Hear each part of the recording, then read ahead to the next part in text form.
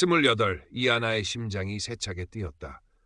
오늘부터 그녀는 서울 강남의 번화가 유리빌딩 숲 사이에 자리한 외국계 기업 글로벌 테크 솔루션즈 한국지사 마케팅팀의 일원이었다. 며칠 전부터 옷장을 뒤지고 예상 질문을 떠올리며 면접 시뮬레이션까지 했던 터였다. 새로운 환경, 새로운 사람들, 그리고 무엇보다 새로운 기회에 대한 설렘과 약간의 긴장이 교차했다. 엘리베이터에서 내리자 탁 트인 사무실 풍경이 눈앞에 펼쳐졌다. 현대적이고 세련된 인테리어, 칸막이 없이 개방된 공간은 자유로운 분위기를 풍기는 듯했다. 안내 데스크 직원의 친절한 안내를 받아 마케팅팀으로 향하는 하나의 발걸음은 구름 위를 걷는 것처럼 가벼웠다. 새로 오신 이하선 씨, 아니 이하나 씨 맞으시죠? 환영합니다. 목소리의 주인공은 팀장 데이비드 밀러였다. 훤칠한 키에 깔끔하게 넘긴 금발, 시원한 푸른 눈. 한국인이라고 해도 믿을 만큼 유창한 한국어 실력에 매력적인 미소까지 겸비한 그는 첫인상부터 호감을 주기에 충분했다. 하나는 살짝 상기된 얼굴로 꾸벅 인사했다. 네, 팀장님, 오늘부터 잘 부탁드립니다. 데이비드는 부드러운 미소로 화답하며 하나를 팀원들에게 소개했다. 몇몇 팀원들은 바쁜 와중에도 자리에서 일어나 가볍게 목례를 건넸고 그중 한 명, 입사 동기처럼 보이는 김민준이라는 남자가 특히 따뜻한 눈빛으로 하나를 맞아주었다. 자신의 자리에 앉은 하나는 아직 온기가 남아있는 커피잔을 매만지며 창밖을 내다보았다. 강남의 빌딩들이 햇살 아래 반짝이고 있었다. 여기라면 내 능력을 마음껏 펼칠 수 있을 거야. 데이비드 팀장님도 유능하고 개방적인 분 같으니 배울 점도 많겠지. 하나는 가슴 뛰는 희망을 품고 노트북 전원을 켰다. 초반 며칠은 평온 그 자체였다. 데이비드는 하나가 업무에 적응할 수 있도록 세심하게 배려하는 듯 보였다. 질문에는 언제나 친절하게 답해 주었고 때로는 농담을 건네며 긴장을 풀어주기도 했다. 하나는 점차 새로운 환경에 익숙해져 갔고 데이비드에 대한 신뢰도 조금씩 쌓여갔다. 하지만 그 평화는 오래가지 못했다. 사건의 발단은 사소했다. 하나가 제출한 주간 보고서에 대한 팀 회의 시간이었다. 데이비드는 평소와 다름없이 부드러운 표정으로 회의를 주재하다가 하나의 보고서 차례가 되자 갑자기 미간을 살짝 찌푸렸다. 하나 씨, 이 부분은 의도는 알겠는데 표현 방식이 좀 아마추어 같네요. 클라이언트에게 이렇게 전달할 순 없겠죠. 공개적인 지적이었다. 목소리는 여전히 부드러웠지만 아마추어라는 단어는 하나의 귓가에 날카롭게 박혔다. 얼굴이 화끈 달아올랐다. 다른 팀원들의 시선이 느껴졌다. 하나는 겨우 네, 수정하겠습니다 라고 대답했지만 회의가 끝날 때까지 고개를 들 수 없었다. 내가 너무 안일했나? 좀 더 꼼꼼히 살폈어야 했는데. 하나는 자신의 실수를 자책하며 다음부터는 더 완벽하게 해내리라 다짐했다. 그날 이후 데이비드의 태도는 미묘하게 달라지기 시작했다. 하나에게만 유독 사소한 트집을 잡는 일이 잦아졌다. 보고서의 글자 크기, 이메일의 인사말 같은 지엽적인 부분까지 지적하며 수정을 요구했다. 때로는 이미 결제가 끝난 업무를 다시 검토하라며 돌려보내기도 했고 비효율적인 방식으로 자료를 정리하라는 지시도 내렸다. 하나는 내가 아직 신입이라 업무 파악이 부족해서 그런 걸 거야. 아니면 미국식 업무 스타일이 원래 이렇게 철저한 건가? 애써 긍정적으로 생각하려 했지만 마음 한구석의 찜찜함은 쉽게 가시지 않았다. 데이비드의 괴롭힘은 점차 노골화되었다. 팀 전체 회의에서 하나의 의견을 대놓고 무시하거나 면박을 주는 일이 잦아졌다. 하나 씨 의견은 글쎄요, 너무 현실성이 떨어지는 것 같은데요. 좀 더 데이터에 기반한 분석이 필요하지 않을까요? 다른 팀원이 비슷한 의견을 냈을 때는 아주 좋은 지적입니다. 그 방향으로 좀 더 발전시켜보죠 라며 칭찬하던 그였다. 하나는 입술을 깨물었다. 명백한 차별이었지만 공개적인 자리에서 반박할 용기는 나지 않았다. 그저 묵묵히 고개를 숙일 뿐이었다. 어느 날 하나는 점심시간에 동료 김민준에게 조심스럽게 어려움을 털어놓으려 했다. 민준 씨, 혹시 데이비드 팀장님 원래 스타일이 좀 직설적이신 편인가요? 말이 채 끝나기도 전에 등 뒤에서 차가운 목소리가 들려왔다. 두 분 무슨 밀담이라도 나누시는 겁니까? 업무 시간에 사적인 대화는 좀 자제해 주시죠. 데이비드였다. 언제 다가왔는지 모르게 서 있는 그의 푸른 눈은 평소의 부드러움 대신 싸늘한 경고의 빛을 띠고 있었다. 하나와 민주는 동시에 굳어버렸다. 그날 이후 민주는 하나를 대하는 태도가 눈에 띄게 조심스러워졌다. 필요한 업무 외에는 말을 섞으려 하지 않았고 눈이 마주치면 황급히 시선을 피했다. 하나는 점차 동료들로부터 고립되어감을 느꼈다. 사무실은 더 이상 희망의 공간이 아니었다. 숨막히는 감옥처럼 느껴졌다. 매일 아침 출근길은 지옥으로 향하는 길 같았고 퇴근 후에도 데이비드의 차가운 목소리와 비웃는 듯한 표정이 머릿속을 떠나지 않았다.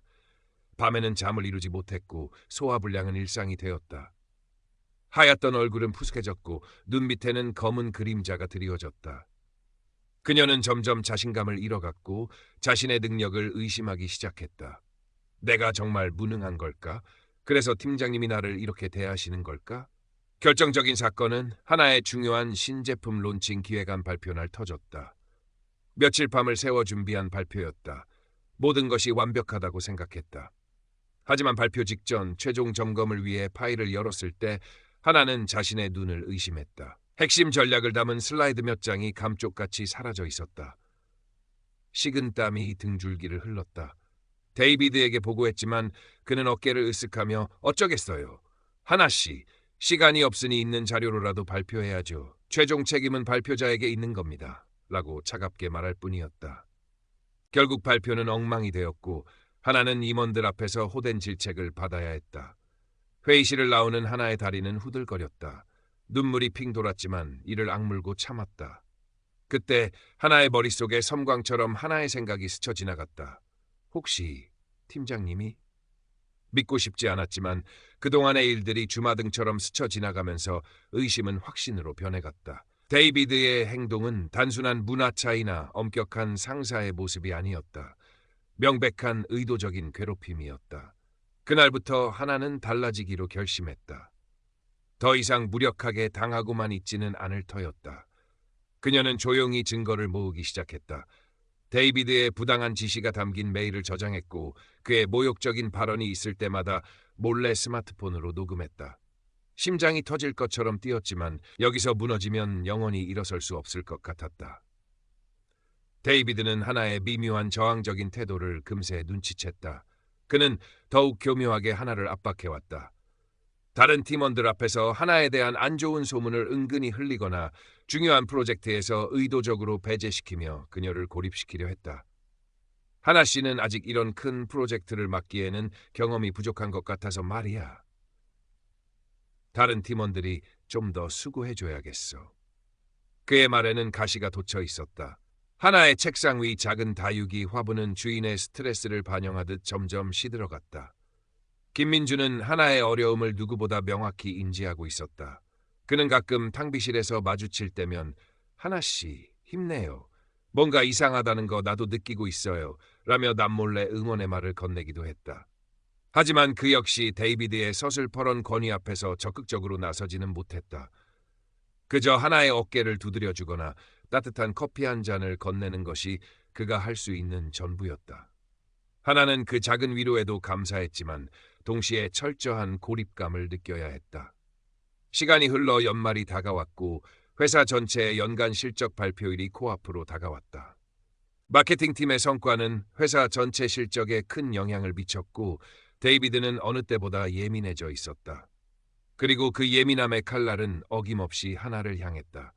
하나는 이번 실적 발표의 핵심 데이터 분석 및 정리 업무를 맡고 있었다. 며칠 밤낮으로 매달려 겨우 마무리를 앞두고 있었다. 발표 이틀 전 데이비드는 하나를 자신의 사무실로 불렀다. 하나씨, 데이터 최종본 확인했습니까? 이번 발표 아주 중요합니다. 작은 실수 하나 용납 못합니다. 그의 푸른 눈은 평소보다 더 차갑게 빛났다. 네, 팀장님 여러 번 확인했습니다. 문제 없을 겁니다. 하나는 애써 침착하게 대답했다. 하지만 데이비드는 미심쩍다는 듯 고개를 갸웃거렸다. 그래도 혹시 모르니 오늘 퇴근 전에 제게 최종 파일을 다시 한번 보내주세요. 내가 직접 마지막으로 체크해봐야 안심이 될 것 같군요. 그의 말은 지시라기보다는 명령에 가까웠다. 하나는 알겠다고 대답하고 자리로 돌아와 데이터를 마지막으로 점검한 후 데이비드에게 메일로 발송했다. 그리고 퇴근 준비를 했다. 발표 당일 아침, 하나는 평소보다 일찍 출근했다. 발표 자료를 최종적으로 점검하고 예상 질문에 대한 답변도 다시 한번 정리하기 위해서였다. 그런데 자신의 컴퓨터에서 발표용 최종 파일을 열었을 때 하나는 온몸의 피가 싸늘하게 식는 것을 느꼈다. 핵심 데이터 수치가 터무니없이 왜곡되어 있었고 그래프는 엉망으로 망가져 있었다. 어젯밤 자신이 보낸 파일과는 완전히 다른 내용이었다. 이게 어떻게 된 거지? 하나의 손이 가늘게 떨렸다. 누군가 고의로 파일을 손상시킨 것이 분명했다. 그리고 그 누군가가 누구일지는 불보듯 뻔했다. 데이비드였다. 어젯밤 파일을 보내라고 했던 그의 차가운 눈빛이 떠올랐다. 발표 시간이 다가오고 있었지만 손상된 데이터를 복구할 시간은 턱없이 부족했다. 하나는 절망감에 휩싸였다. 데이비드에게 달려가 따지고 싶었지만 증거가 없었다. 그는 분명 발뺌할 것이고 모든 책임은 최종 검토를 소홀히 한 자신에게 돌아올 터였다. 결국 발표는 대참사로 끝났다. 회사 전체 임원들이 모인 자리에서 마케팅팀의 실적은 형편없는 것으로 보고되었고 회의장은 싸늘한 침묵에 휩싸였다. 모든 시선이 하나에게 집중되었다. 데이비드는 안타깝다는 듯한 표정을 지으며 말했다. 이런 엄청난 실수가 있었다니 정말 유감입니다. 최종 검토는 하나 씨가 직접 하지 않았습니까? 데이터 관리에 좀 더 신경을 썼어야죠. 그의 목소리에는 교묘한 비난과 함께 희미한 조소가 섞여 있는 듯했다. 하나는 더 이상 물러설 곳이 없다고 판단했다. 치밀어 오르는 분노와 절망감을 꾹 누르며 그녀는 자리에서 일어섰다. 심장이 미친 듯이 뛰었지만 목소리는 의외로 차분하게 흘러나왔다. 지금 이 자리에서 드릴 말씀이 있습니다. 회의장의 모든 시선이 다시 한번 하나에게 쏠렸다. 데이비드의 얼굴에 순간 당혹감이 스쳐 지나갔다. 하나는 그동안 모아온 증거들을 품에서 꺼냈다. 데이비드의 모욕적인 발언이 담긴 녹음 파일, 부당한 업무 지시 메일, 그리고 어젯밤 자신이 데이비드에게 보냈던 원본 데이터 파일과 현재 손상된 파일의 비교 분석 자료까지. 저는 지난 몇 달간 데이비드 밀러 팀장님으로부터 지속적인 직장 내 괴롭힘과 부당한 업무 방해를 받아왔습니다. 그리고 오늘 이 사태 역시 팀장님의 의도적인 데이터 조작으로 인해 발생한 것이라고 확신합니다. 회의장은 술렁이기 시작했다. 데이비드의 얼굴은 하얗게 질려 있었다. 무슨 말도 안 되는 소리입니까? 이하나 씨, 지금 제정신입니까? 나를 모함하는 겁니까? 그의 목소리는 다급하게 떨리고 있었다. 그때 회의장 한쪽 구석에 앉아있던 김민준이 조용히 손을 들었다. 저도 드릴 말씀이 있습니다. 모두의 시선이 민준에게 향했다. 그는 떨리는 목소리였지만 단호한 눈빛으로 말했다. 어젯밤 저는 우연히 데이비드 팀장님께서 이하나 씨의 컴퓨터에 접근하시는 것을 목격했습니다. 그리고 오늘 아침 하나 씨가 절망하는 모습을 보고 더 이상 침묵할 수 없다고 생각했습니다. 민준의 증언은 결정적이었다. 데이비드는 더 이상 아무 말도 하지 못하고 멍하니 허공만 바라보았다. 즉시 인사팀의 내부 조사가 시작되었다. 하나는 박 부장과 인사팀 담당자 앞에서 그동안 겪었던 일들을 상세히 진술했고 준비한 증거들을 모두 제출했다. 데이비드는 모든 혐의를 강력하게 부인했다. 그는 오히려 하나가 업무 능력이 부족하고 팀 내 불화를 조장하는 문제 직원이라고 주장했다. 심지어 하나의 증거들이 조작되었을 가능성까지 제기했다. 사무실 내에는 팽팽한 긴장감이 흘렀다. 동료들은 혼란스러워했고 누구의 말을 믿어야 할지 갈피를 잡지 못하는 듯했다. 어떤 이들은 하나를 동정하는 눈빛으로 바라보았지만 또 다른 이들은 데이비드의 편에 서서 하나를 비난하는 수군거림을 만들어냈다. 하나는 매일매일 살얼음판을 걷는 기분이었다. 몇 주간의 지루한 조사가 이어졌다. 회사는 외국인 임원인 데이비드를 적극적으로 처벌하는 것에 대해 부담스러워하는 눈치였다. 하나의 증거는 명백했지만 회사의 태도는 미온적이었다. 엄격한 관리 방식에서 비롯된 오해, 상호 간의 소통 문제 같은 애매한 말들이 흘러나왔다. 데이비드에게는 가벼운 구두 경고가 내려지거나 사건이 흐지부지 마무리될 것이라는 소문이 파다했다. 하나는 회사의 대처에 깊은 절망과 환멸을 느꼈다. 김민주는 그런 하나를 보며 미안함과 분노를 감추지 못했다. 하나 씨, 정말 미안해요. 내가 좀 더 일찍 용기를 냈어야 했는데, 그리고 회사도 정말 너무하네요. 그의 위로도 하나의 상처 입은 마음을 달래주지는 못했다. 결국 하나는 스스로 사직서를 제출했다. 더 이상 그곳에서 일할 자신이 없었다. 데이비드는 여전히 그 자리에 남아 아무 일도 없었다는 듯 예의 그 매력적인 미소를 짓고 있었다.